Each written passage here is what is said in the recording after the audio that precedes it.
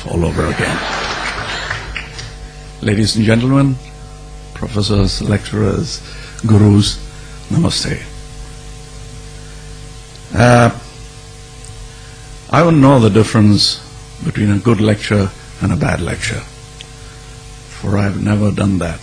I've just spoken to people, and all that I've learned has been extramural, outside the walls of the ones, like the ones I see here. So I've come here as I had gone to my 8th standard annual examination, unprepared.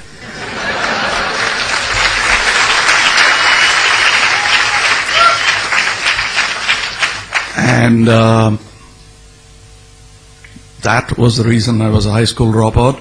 But here I see no such peril. I presume you're all good hosts. So if I fail, you'll still be nice to me. Talking of my learning, it's all been rag-picking through the intellectual garbage that abounds in society. Not that I'm talking ill of my feeding ground, but there are many professor friends of mine who say similar things about university education. But then for me, from the other side, it looks greener. So going back to the old adage, the grass is always greener on the septic tank. Okay. Now that I've said equally good words about you and me, we're all in the same soup. So let's learn to swim as I have, and if you have any particular questions about strokes, let me tell you, because I learned it all on my own. I envy you guys because you have it all on a platter. I would have liked to be here, but I didn't qualify. I was a bit slow. What would take you about 4 or 5 years has taken me 25 years. That's what happens when you don't have an agenda, an academician looking down on your syllabus, looking at your syllabus, and probably looking down too. Some of my professor friends say they're very unhappy the way the country is being educated. It is definitely a change from the McKellow times where we were only creating clerks and babus for governmental use. We've come a long way from there. And if you're wondering why I've not hit the title I've been given, I told you I didn't come prepared. So I'm not going to use the cliche of hitting the title that's given to me. You ask me questions which is pertinent to what you think is the title, and we'll take it up from there, because that's how I learned, through questions. So this is going to be a learning experience for me. If you have questions, please do ask. I spare you lectures. You've heard enough. Thank you. Yes. Good evening, sir. I'm Gautam from first year, and I'm very thankful that I'm in the same stage where you are, at least in the same room. So am I. Go ahead. It's not, and it's like they say, with great power comes great responsibility, and you being so old, I mean, to your, if I'm allowed to say that, by measuring your experience in such a young field, that is the Tamil industry, what do you see as a responsibility that's been bestowed on you, and how do you think you'll guide this?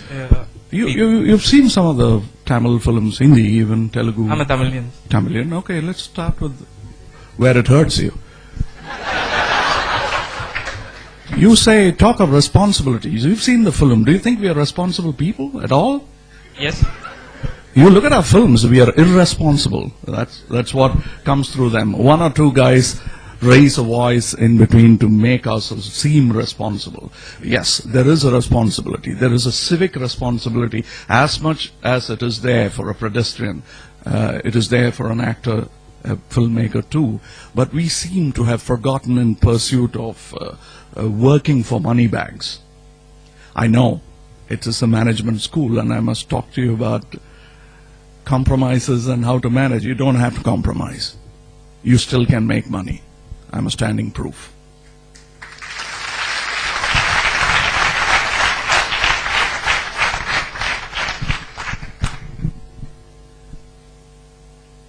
After seeing some of your movies, ranging from Appu Raja to Chachi Char and I thought that someday if I get opportunity, I will ask, and this day has come. I never thought of it. Go ahead. And the question is, how, in spite being immersed in this, in so many roles, which demands different sort of emotions, how an actor like you can remain in his authentic emotions and feelings? It's exactly like how, sir, you lecture, you handle sane people like these, and then maintain your sanity too.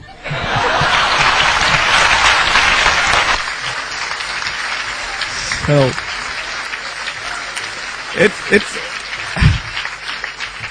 and it's very, very simple. I think the characters, though people believe I live in them, I don't. I rent them out. The space is rented out. I just walk into them, live happily there, but not ever after. I walk out. Yes, sir. So you said you've learnt by swimming in the chance of toughness and all. You've had very varied experiences. Could you share any one experience that is very close to your heart, which you've learnt, like you had to be really stern on what you wanted, and how? What did you learn from it, and how? What took you ahead? Okay, you took the simile of swimming, so first advice, survival advice, don't gulp. It's bad waters. So you paddle, keep your head out of water, but don't go with the flow, because you don't know if there is a falls at the end of this flow. So try to reach the bank and choose your bank. It's difficult. Nothing is going to be easy. Eating and defecating is as difficult. Sorry, we're getting into the cesspool, so I'm getting into the mood and getting into the character. So what I'm trying to tell you is that what will happen? The worst is that you don't swim well, you'll drown, you die anyway. So give it that full throttle and reach out to your chosen bank. That's the kind of spirit you have to, some of you must have read the last lecture. One need not be on the verge of death to get that spurt. On the verge of life can give you equal amount of spurt like that. In my business, yes, at 21 I thought of killing myself, because I thought I am a lonely genius in this world, bereft of it. Bereft of such commodity called genius. But then gravity is a good teacher. Sort of, however big your wings are, it makes you land at one time or other. So I landed fortunately at around 23, 24. And I found a big crowd of similar people wanting to slit their wings. And they didn't. They are my friends even today. Not all of them are in films. Some of them are teachers, some of them are poets. A few of them are in the forest. The police are looking for them. But they are idealists. They are what they thought they were. But they are not alone. That's what I realized, and that's the turn in my life. Thank you.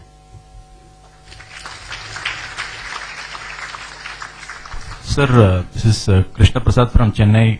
Needless to say, now I'm Mahabaram Rasigan. I have two questions for you. Like India is a powerhouse of talent. There is so much talent in this country, but why do you think we're not able to make the kind of movies that are made in Hollywood? This is my first question. Second question is, today if you see Indian films, many of them are made purely with a commercial purpose. Like just because call sheet of an actor is available, just because you need to make masala movies with complete disregard for script or screenplay. People start making movies. What's your take on this? And do you think this is healthy for the Indian film industry? Do you think just masala is good for health? It can't be. It's just a ingredient, an additional flavor to the food. How can you forget food and feed the customer only with masala? It can't happen, and people will throw up new ideas. I know. I'd like to keep this less nauseous than it's getting to be. So what I'm trying to tell you is that instead of shouting down at my peers or looking down on them, I tell you what ails them. This country, you said, is full of talents, but it's also full of followers. What we need are leaders. And what we need to understand is we are the lawmakers. We don't have to look up at the parliament or at Delhi to make our laws. Our voice will become law. It has. Look at that Gujarati gentleman. I'm a great fan of his. That's because I'm thinking ahead of my times. I'm talking about Mr. Mohandas Karamchand Gandhi. That man is an important hero for me. Not because he's a Mahatma. I have already stripped him off the halo around his head, disrespectfully hoisted there by people with political intent. I am a man, and I look at him as my peer, and I imagine what I would do if I were in his shoes today, and that's what I'm doing within my chosen small spectrum called cinema. If you think I'm arrogating myself to be something as big as Mr. Gandhi, why not? Who knows, there are 20 Kamalhaasans and 10 Shivaji Ganeshans sitting here. And throw in a couple of Amitabh Bachchans and Amir Khans. We don't know.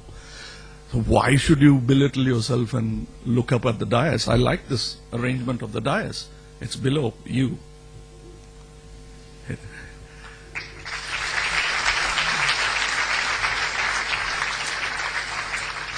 So I can